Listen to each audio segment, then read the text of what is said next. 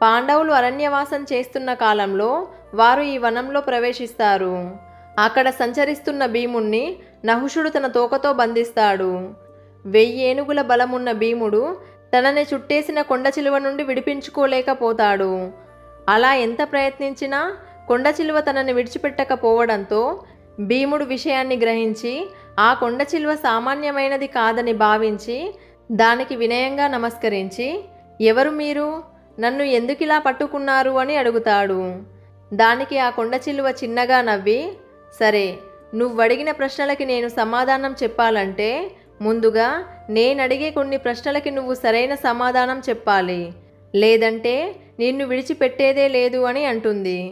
దానికి భీముడు, కొండలని పిండి చేయమంటే చేయగలను, కానీ ప్రశ్నలకి జవాబు చెప్పడం అంటే నా వల్ల అయ్యే పని కాదు.